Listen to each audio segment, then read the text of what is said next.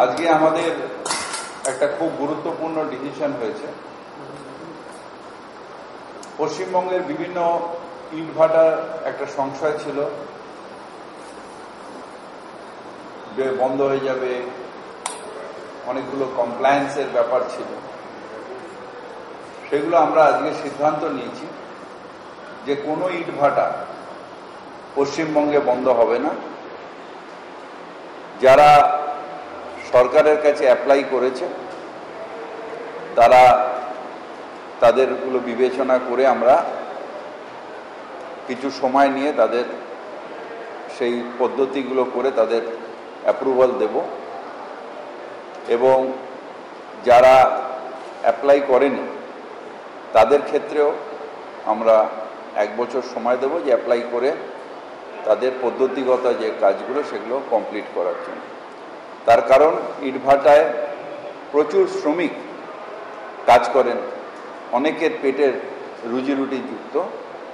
তাই আমরা এই সিদ্ধান্ত নিয়েছি যে কোনো ইটভাটা বন্ধ হবে না এবং সব ইটভাটা যেরকম চলছে সেরকমভাবে চলবে।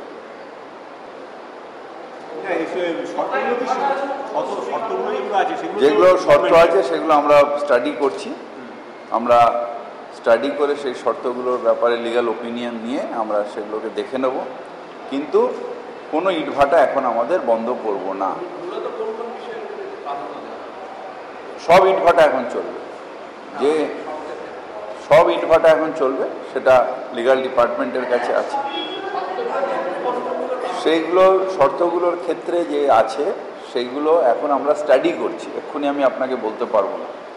সেগুলোর ক্ষেত্রে আমরা একটা সময় নিচ্ছি 1 বছর, তার মধ্যে এই শর্তগুলো আমরা দেখে নেব, দেখে নিয়ে সেগুলো আমরা ঠিক করে নেব বসে, যে ইটভাটার প্রতিনিধিদের সাথে বসে যে কোনটা ঠিক, কোনটা করা যাবে, কোনটা যাবে না, সেটা আমরা ঠিক করে নেব। কিন্তু এখন আমরা সরকারের তরফ থেকে ডিসিশন নিয়েছি যে আমরা সব ইটভাটা এখন চলবে, কোনো ইটভাটা বন্ধ হবে না। তার কারণ অনেক মানুষের রুজি রোজগার এই ইটভাটার সাথে যুক্ত।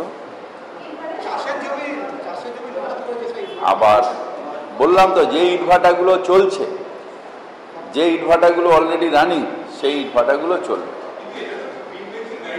গ্রিন বেঞ্চের গাইডলাইনগুলো মানার জন্য আমরা একটা সময় নিয়েছি, স্টাডি করছি। স্টাডি করে সেগুলোকে আমরা করব। গ্রিন বেঞ্চের গাইডলাইন মেনেই, গ্রিন বেঞ্চের অলরেডি সুপ্রিম কোর্ট ইটভাটাদের পারমিশন দিয়ে দিয়েছে, কিন্তু কিছু স্বার্থ আমাদের দিয়েছিল যে স্টেট গভর্নমেন্ট টু ডিসাইড। সেগুলো আমরা বিবেচনা করে সেগুলোকে আমরা ঠিক করবো, সেটা কীভাবে, সে কীভাবে ইমপ্লিমেন্ট করে।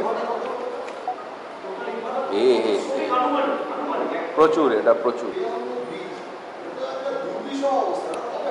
বিবেকানন্দ ব্রিজটা আমাদের যে কন্ট্রাক্টরকে দেওয়া হয়েছিল অত্যন্ত খারাপভাবে করছিল। তারপরে আমরা ডেকে রিভিউ মিটিং করে কাজটা করেছি।